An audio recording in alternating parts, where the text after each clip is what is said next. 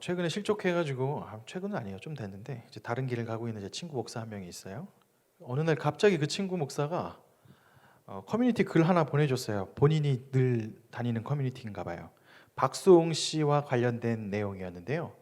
요는 박수홍 씨 아버지의 친구 형제분들이 목사님이라는 거예요. 뭐 아버지가 목사님이라는 건 아닌 것 같고요.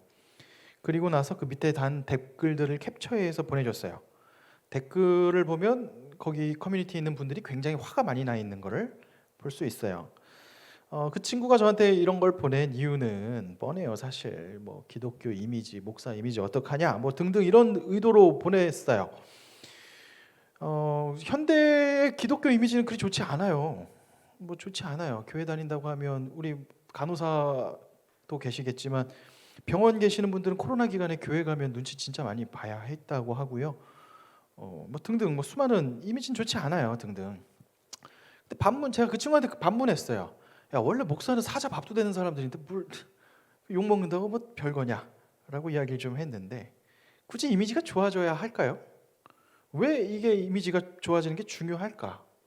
한번 생각해 볼 필요 있어요. 저 같은 경우도 이제 목회자니까 질문해 본다면 여러분이 소속된 기독교라는 모임, 교회 다닌다고 하는 것들이 사람들에게 이미지가 좋아져야 할까요, 과연?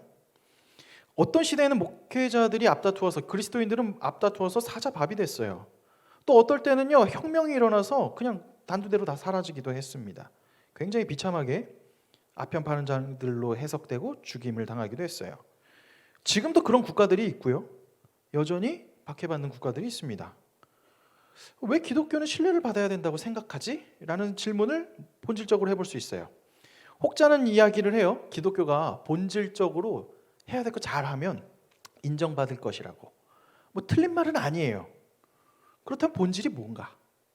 그리고 본질을 잘하면 진짜 인정받나? 무엇이 교회의 본질인가? 오늘 이 질문으로 해볼게요. 사실 여러분들이 크게 관심 없는 분야예요. 저한테 관심 있는 분야겠죠. 제 나와바리잖아요. 네. 근데 여러분도 관심 없지 않을 수 있어요. 여러분도 그리스도인이잖아요. 교회 다닌다고 하잖아요. 교회가 마땅히 해야 될 건 뭐고요? 그리고 사람들의 인정에 대해서 좀 더 이야기를 해보도록 할게요. 오늘 요한복음서 13장 이 책은 영광의 책이라고 이야기했죠. 예수님께서 이제 자기가 십자가에 달려 죽으심으로 그 사랑을 완성할 것이라고 말씀하셨어요. 그리고서 보여주신 사랑의 모습이 밥 먹다가 제자들 발 씻어주셨어요. 그리고 자기를 팔기로 작심한 가룟 유다까지 끝까지 기다려주시면서 그에게 떡을 떼어주시면서까지도 기다리시는 사랑을 보여주셨죠. 근데 결국 유다는 예수님을 팔기로 결단하고 나가버려요. 그리고 나서 시작돼요. 오늘의 이야기는요, 예수님의 13장 오늘 지금 이 본문부터 끝까지가 고별 설교예요. 마지막 이제 떠나세요. 십자가에 달려 죽으실 거예요. 잡히시기 직전이에요. 제자들은 몰라요. 여전히 누가 더 크냐 이러고 싸우겠지만 예수님은 사랑하는 제자들에게 정말 마지막 유언을 담아서 마지막 하고 싶으신 말씀을 하는 마지막 설교라는 거예요. 그동안 예수님께서는 제자들에게 수많은 말씀들을 하셨고요, 가르치심을 보여주셨고요, 직접 행하셨는데 예수님께서 너네 반드시 이걸 해야 돼 라고 말한 건 없었어요. 그런데 오늘 성경에는 반드시 해야 되는 계명, 반드시 지켜야 하는 것 유일하게 한 가지를 말씀하세요. 34절과 35절의 말씀이에요. 너무나 유명해서 많이 들어봤을 것 같아요. 우리 34, 35절 말씀 같이 한번 다시 읽어볼게요. 새 계명을 너희에게 주노니 서로 사랑하라. 내가 너희를 사랑한 것 같이 너희도 서로 사랑하라. 너희가 서로 사랑하면 이로써 모든 사람이 너희가 내 제자인 줄 알리라. 예수님이 하신 마지막 말씀들의 도입이에요. 서로 사랑하라고, 계명이라고 주셨어요. 교회는 기본적으로 예수님을 따르는 제자들이에요. 물론 손님도 있어요. 그냥 친구 따라 올 수도 있고요, 간 보는 사람도 있고요. 그냥 뭐 군대 같은 경우는 저도 그 전문가였지만 뭐 햄버거, 싸이버거 막 준다고 하면 오기도 했다가 맥도날드 군대리아는 줄 알면 다 도망가고 막 그런 일도 있지만 보통 교회라는 곳은 예수님이 좋아서 와요. 예수님을 만나고 예수님과 함께 즐거워하고, 그래서 그 예수님의 가르침과 삶이 내 삶에 어떤 의미가 있다는 확신, 구원에 대한 여러 가지 확신, 뭐 믿음이 더 깊고 낮고의 차이는 있겠지만 그런 것들 때문에 모여요. 그래서 어쨌든 예수님을 따른다고 말을 하는 사람들이에요. 그래서 사랑하라라는 예수님의 계명을 흉내라도 내보려고 해요. 교회는 마땅히 뭐 하는 곳이냐? 이거 하는 거예요. 예수님이 시킨 거 하나. 뭐야? 사랑해라. 서로 사랑해라. 서로 사랑하는 게 교회의 마땅한 일이고 본질적인 일이에요. 자, 그런데 여기에서 문제가 하나 생겨요. 무슨 문제냐면 사실 사랑의 문제는 아니고 우리 기대에 대한 문제예요. 우리가 서로 사랑하면, 서로 막 잘하고 막 하면 세상 사람들이나 다른 사람들한테 인정을 받을 것이라고 생각해요. 저도 그렇게 한때 생각했던 것 같아요. 우리가 사랑을 많이 하니까 대단하다고 칭송받을 거라고 생각해요. 그런데 실제로 그렇지만은 않아요. 아무리 선한 의도로 우리가 서로 사랑하기를 힘써도 시대와 상황에 따라서 그리스도인들의 사랑은 그리스도인들이 하는 사랑 때문에 더 욕먹고 더 박해받기도 하고 오해를 낳기도 하고요, 비참한 일을 당하기도 해요. 얼마 전에 우리랑 가까운 교회예요. 큰 교회는 아니에요. 관악구에 있는 주사랑교회라고 있어요. 한국에서 베이비박스를 운영하는 교회예요. 교회가 그 목사님이 거기서 사역하시는 분들 보면 인생을 갈아 넣으셨어요. 그 왜 아이들, 유기되는 아이들을 살리기 위해서 국가가 해야 될 일인데 그걸 개 교회가 감당해서 하고 있어요. 뭐 어떤 지원도 없이. 그런데 한때 기사가 나왔던 걸 봐요. 그 베이비박스를 하는 주사랑교회 때문에 아이 유기를 장려한다고. 무슨 말 같지도 않은 논리. 그러면서 하여튼 뭐 그 목사님이 뭐 후원금을 뭐 잘못, 나중에 알고 보면 다 아니었는데 막 못 잡아먹어서 갑자기 득달같이 달려들기도 했어요. 굉장히 슬픈, 그걸 보면서 굉장히 사람들은 악하다라는 생각을, 근데 나도 악해요. 참 악하다는 생각을 해봐요. 제3국에서 선교하시는 친한 목사님, 선교사님이 계셔요. 그분이랑 얘기하다 보면 언제 그때 당시 인도네시아에 갔을 때 그 선교사님이랑 얘기했는데, 지금은 이제 그 선교사님이 사역이 굉장히 잘 되는데 그때 당시가 제일 슬럼프였어요. 왜 슬럼프였냐면 현지인들을 사랑해서 왔는데 그때 당시가 3년 정도 지났을 텐데 지금 그 선교사님의 솔직한 이야기로 자기는 지금 인도네시아의 사람들을 다 때려 죽이고 싶대요. 왜 그러냐 물어봤더니 그렇게 열심히 해도 얘네들은 나를 돈줄로밖에 보지 않는데요. 그런 어떤 섬김 헌신 세우고 예수님 알려주고 해도 하다가도 돈 조금 덜 뭐 하거나 뭐 사역하는 사람에게 좀 어떤 뭐 좀 막히면 막 바로 배신하고 거기서 막 마음이 어렵다는 거예요. 근데 뭔 짓을 하고 있나? 얘네는 나를 돈줄 이상 이하도 안 보는데, 그냥 인맥 이상 이하도 안 보는데 하는 그 탈진과 허무함. 물론 지금은 회복돼서 그 선교사님이 지난번 코로나 기간에 교회가 흥황했다고 설교해 주신 제 친한 목사님이세요. 아무리 좋은 일을 해도 돌아오는 게 늘 기쁨으로 인정받고 되는 게 아니에요. 오히려 사회와 가정을 파탄시키는 악질 이단들에게는 그들의 힘이 무서워서 아무 말도 못해요. 돈과 힘 때문에 아무 말도 못해요. 뭐 엘리자베스 여왕이 상 받았습니다 하고 뭐 포장하는 뭐 하나님의 교회나 등등 뭐 신천지나, 요즘에 신천지는 코로나 때 좀 이미지가 똥됐지만 뭐 등등 수많은 이단들 돈이 압도적으로 많아요. 걔네들한테는 말도 못해요. 왜? 집단적 조롱을 보낼 수 없어요. 진짜 보냈다가 칼 맞거든요. 서로 사랑하는 모습 하는 교회들, 사실 교회가 하는 행동들이 굉장히 많음에도 불구하고 어쨌든 세상 사람들은 교회에 대해서 사랑의 모습을 하든 말든 상관없이 그냥 모욕하기도 하고 비난하기도 해요. 물론 교회가 해놓은 안 좋은 모습도 있겠지요. 그런데 그걸 넘어서서 그냥 덮어놓고 싫어하는 경우가 더 많아요. 그럼 왜 이런 일이 가능한가? 왜 이런 일이 있는가? 서로 사랑을 실천하는 교회들이 왜 세상으로부터 존경받지 못하는가? 존경받아 마땅한 거 아닌가? 라고 질문해 볼 수 있어요.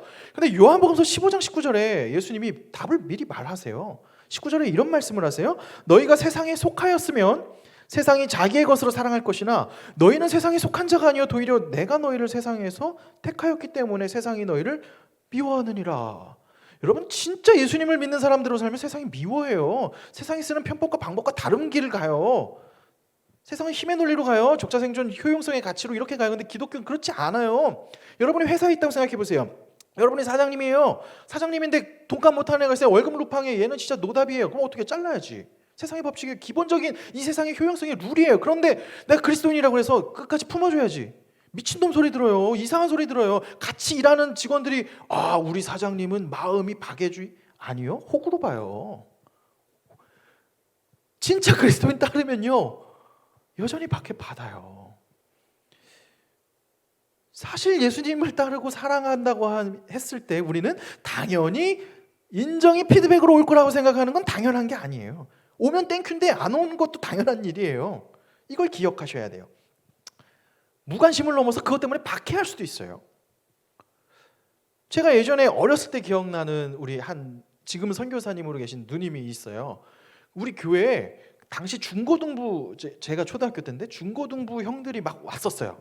근데 어떤 형들이냐면 왜 오토바이 이렇게 청룡 쇼바 막 넘어질 것 같은 쇼바 오토바이 타고 막 교회 화장실에서 맨날 담배 피고, 그때 교회에서 형 누나들이 막 열혈 회의하는 걸 들었었어요. 요지는 이거예요.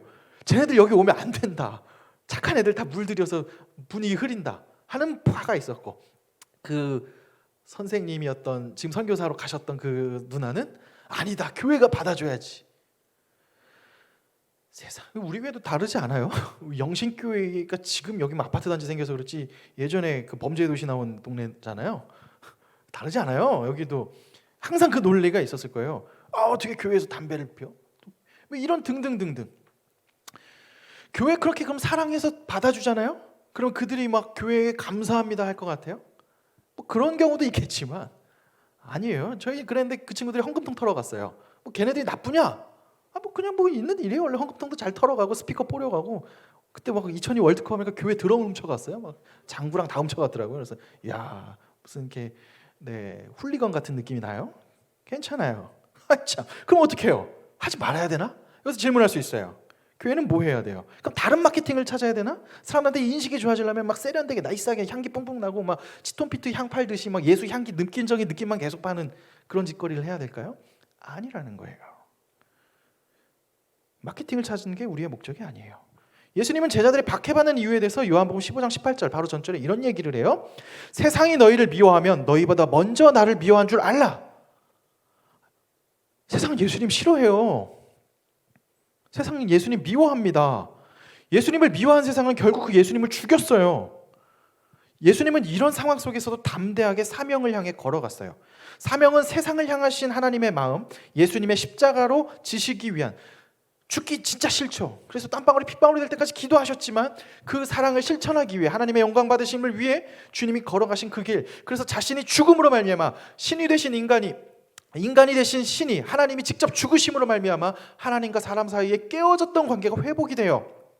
사람 스스로는 회복될 수 없는 그 관계를 하나님이 내가 대신 죽으심으로 깨어진 관계가 회복돼요. 그래서 우리는 하나님의 믿는 자는 자녀가 돼요. 이것은 사라지지 않아요. 그 누구도 우리가 하나님의 자녀에서 끊을 수 없어요. 아무리 여러분이 땅 파고 들어가고 또 이상한 짓 하고 막 그런다 할지라도 하나님이 여러분을 자녀 삼은 것에서 끊지 않는다는 거예요. 그 어떤 것도 끊을 수 없어요. 그래서 예수님의 그 십자가 사건으로 말미암아, 하나님의 완성된 사건으로 말미암아 로마서는 이런 말을 해요. 누구든지 주의 이름을 부르는 자는 구원을 받으리라.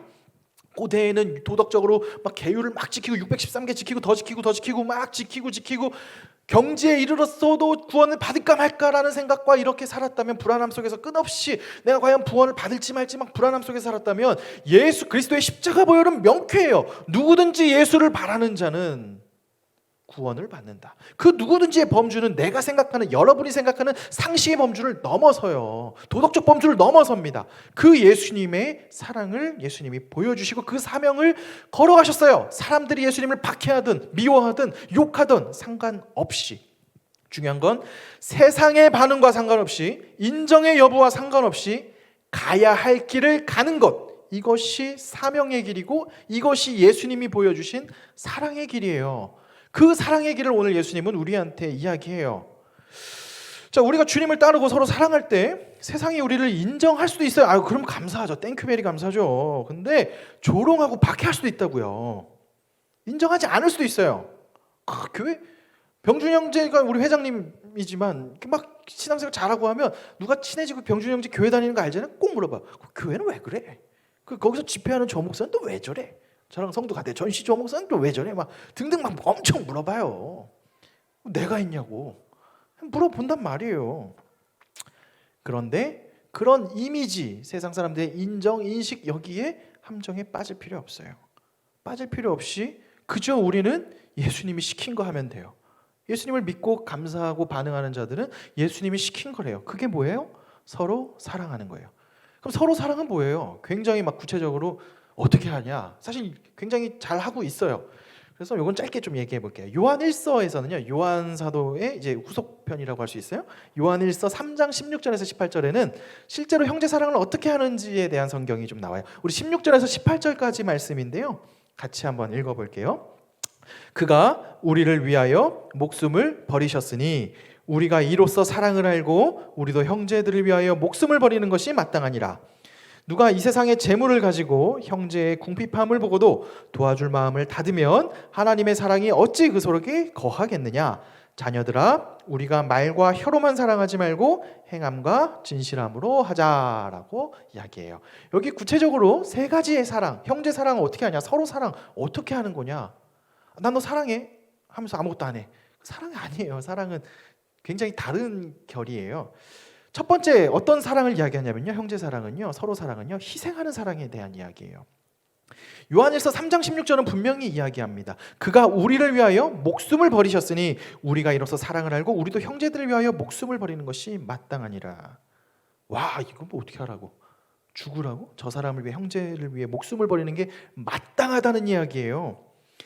목숨을 버리는 거 쉽지 않아요. 목숨을 버리기까지 희생한다는 게 도대체 어떤 뜻일까? 저는 예전에 한 배달을 할 때 이런 생각을 했어요. 시간이 곧 내 생명들인데 우리의 생명, 시간, 우리의 시간들이 합치면 우리의 생명이 돼요.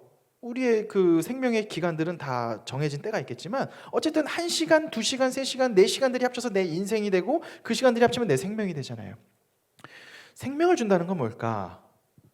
목숨을 준다는 건 뭘까? 내 시간을 내어주는 거죠. 현대인들에게 있어서 시간 내어주는 건 생각보다 어려워요. 다 선약이 있어요. 생각보다 여러분들 바빠요. 밥 한 끼 먹기도 바빠요. 밥 먹자고 하면 선약이 있어요. 여러분보다 중요한 회사에서 해야 될 귀한 사람들과의 만남 등등등등 많은 일들이 있어요. 만약에 이런 상태에서 맨날 나한테 전화해서 언니 힘들어요 하는 찡찡거리는 동생 만나는 거 굉장히 고민이 와요. 왜냐면 기빨리거든. 만나면 힘들거든요. 가서 내가 에너지 충전돼서 오는 게 아니라 막 지치거든요. 근데 나간다고 선택을 한다면 그게 내 생명을 주는 거예요. 생명을 준다는 게 추상적인 이야기가 아니에요. 여러분이 시간을 주는 거예요. 교회 오는 것도 생명, 하나님께 내 생명을 드립니다. 첫 번째 뭔 것 같아요? 시간을 구별하는 거예요. 예배 오는 게 엄청난 가치가 있고 막 유용성이 있어가지고 예배 오면 기깔난 막 은혜를 체험하고, 제가 하는데 뭐 얼마나 은혜를 받아요. 예배의 기본은요, 그 시간을 쪼개서 갖다 버리는 거예요. 인생 갖다 버리는 훈련이에요. 하나님께 갖다 버리는 거. 갖다 버린다는 게 내 생명을 드린다는 거예요. 추상적인 어떤 그 개념 막 그거 아니에요. 생명을 준다는 거는 바로 시간을 준다는 거고 희생하게 되죠. 사랑해 보시는 분들은 알아요. 연애를 해보실 때도 누가 더 좋아하느냐에 따라 좋아하는 사람이 약자가 돼요. 그렇죠? 그럼 굉장히 가끔 그런 비극적인 커플들을 만나요. 딱 봐도 이 사람은 싫어해. 그냥 별 관심이 없는데 얘 혼자 막 좋아하면 그럼 얘가 계속 조공을 갖다 바쳐요. 나중에 뭐 거의 뭐 끌려다니죠. 부모님과의 관계에도 부모님이 자녀를 무한정 사랑하면 자녀는 말 오지게 안 듣죠? 그래도 부모님은 기다려주고 해요. 더 사랑하기 때문에. 더 사랑하면 희생을 해요. 사랑은 이처럼 희생을 가져와요. 자기 희생이 없는 사랑은 사랑이 아니에요. 부부가 서로 사랑할 때 서로의 다른 점들을 받아들여요. 굉장히 낯설거든요. 연애 때 감정으로 결혼하면 굉장히 힘들어져요. 말초신경적 자극이 사라지고 그 다음부터는 희생과 참음과 그 안에서 오는 것들로 가는 거거든요. 예수님을 믿는 우리가 그럼 서로 사랑한다고 한다면, 심지어 그렇게 막 한때는 불붙어서 사랑했던 부부도 쉽지 않은데, 그럼 서로 다른 이 사람들 여기서 그냥 얼레벌레 만나니 우리끼리 서로 사랑이라고? 굉장히 많은 서로의 희생들이 필요해요. 좀 다른 자들을 너그러운 마음으로 받아들여 줄 필요도 있어요. 그리고 내가 희생될 때도 있죠. 이렇게 희생하는 이유는 우리가 어리석은 자들이 아니라 우리를 사랑하신 하나님의 사랑이 굉장히 크기 때문에 하는 사랑, 바로 예수님이 보여주신 첫 번째 사랑인 희생하는 사랑을 이야기해요. 두 번째 사랑의 모습이 있어요. 18절에 나와요. 자녀들아, 우리가 말과 혀로만 사랑하지 말고 행함과 진실함으로 하자. 진실한 사랑을 이야기해요. 선거철만 되면 국민을 섬기겠습니다 하시는 배지 다시는 훌륭한 분들이 많이 계시죠. 저는 그분들의 섬김을 받아본 적이 없어요. 근데 그분들은 늘 때만 되면 나를 섬긴대. 아이러니하죠? 근데 우리는 그거 알아요. 알고도 속아 넘어가주잖아요. 속으로는 넘어뜨리고자 하는데 겉으로는 웃으면서 사랑한다고 말하는 자들은 사실 경계해야 돼요.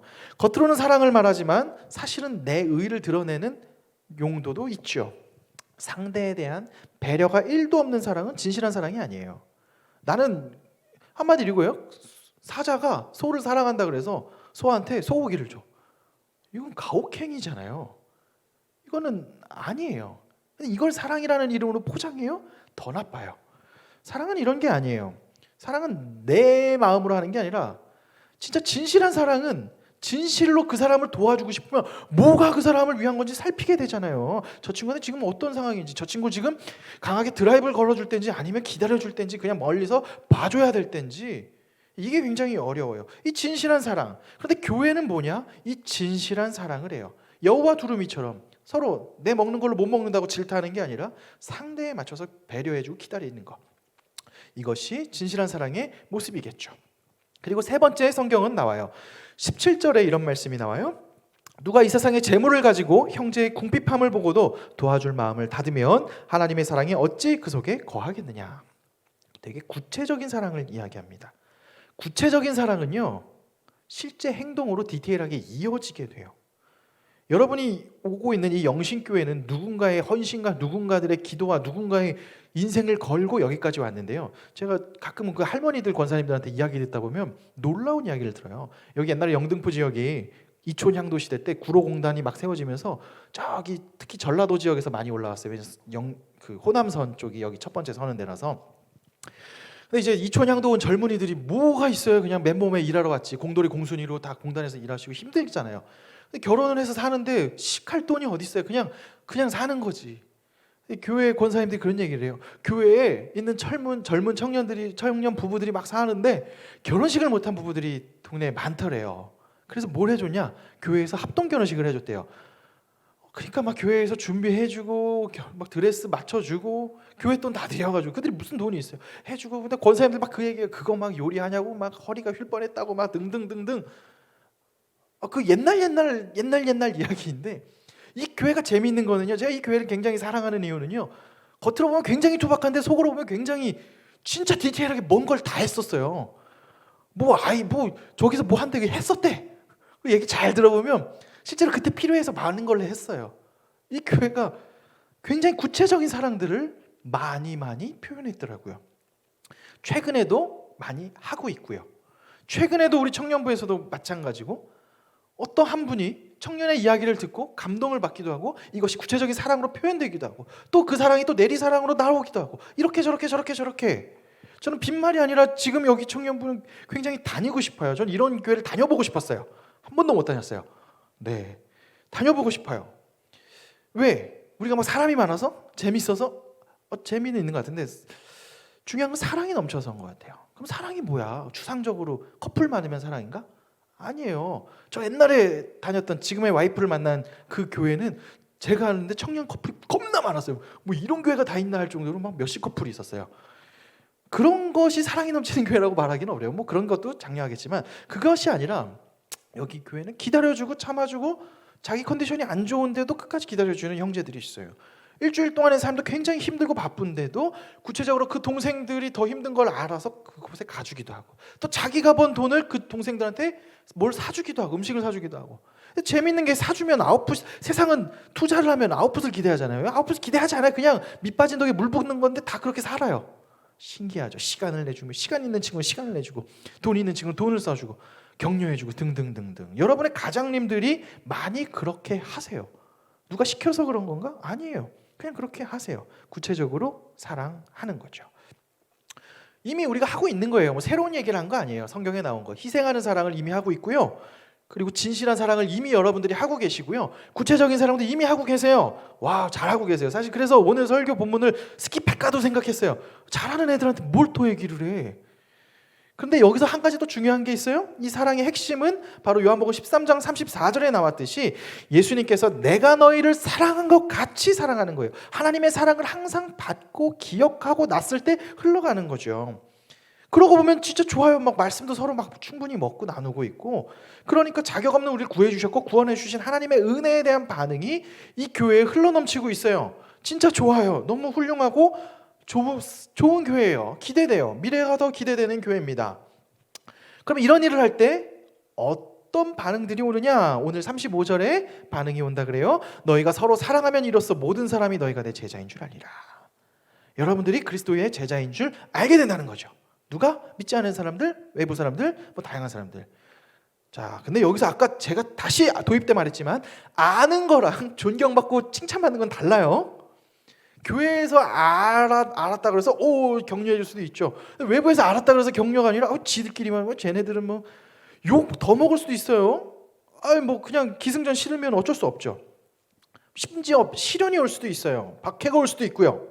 그럼에도 불구하고 중요한 것은 우리가 주님의 제자인 줄 안다는 거예요. 근데 이 안다는 게 세상 사람들의 인정을 받기 위해서 아는 게 아니라 그냥 그 사람들이 아는 거고, 더 중요한 건 그들을 지으신 하나님께서 안다는 거예요.